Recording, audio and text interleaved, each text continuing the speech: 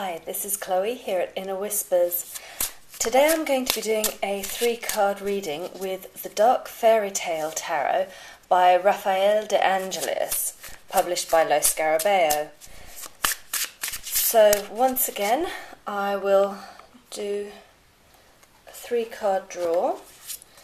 The first card we have is the situation, then the action to avoid, and the action to take. The situation we have this week is the Knight of Wands, and what I see here is a suggestion that we might be feeling a bit indignant about something, getting on our high horse about it, and feeling quite warlike about it, like we want to do battle to get the other person or people involved to see our point of view, whatever it takes.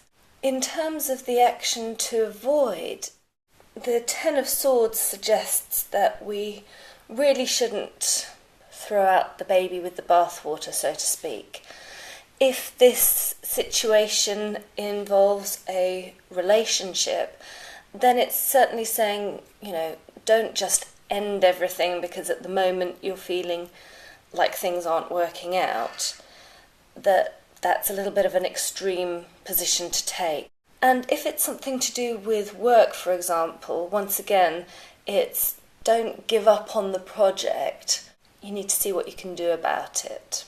In terms of an action to take, what I see in the Three of Swords is a suggestion that we need to stay with the difficulty rather than, as I said with the 10, just walking away from it. We need to hold the pain, hold the discomfort, hold the differences of opinion, and try and find a harmonious way of solving it. I'm certainly not saying that this is going to be easy, but that there is a way of resolving the issue. If it's a romantic relationship we're talking about, then there is still hope for it. We need to perhaps work through painful emotions, find a way to communicate more clearly without attacking one another. And if it's about a work situation, then once again, perhaps we need to cut to the heart of why there are these disagreements. Find out, for example, what values or beliefs of the other person are we butting up against? Perhaps what they're doing, they think it's for the best in their sort of way of interpreting the world. For example, for some people, loyalty is kind of the most important value, whereas for others, independence is far more important. So it may not be that actually they're wrong, just that we have different perspectives on it. And we need to cut to the heart of it and find out what those differences are, or why we've got this situation where it all feels like a bit of a battle and we feel like, we're in the right and they're in the wrong. Well, it's very rarely that simple. So do try and take some time to stay with this situation, whatever it is, even though it's probably really uncomfortable and you do feel like giving up and throwing your hands up and saying, I've had enough of this.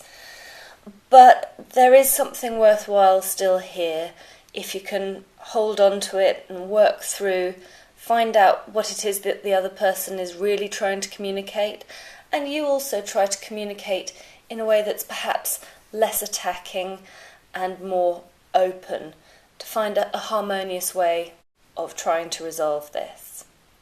That's my reading for this week, starting the 14th of July. I hope that you found it useful and that you'll come back again soon. In the meantime, please listen to your own inner whispers.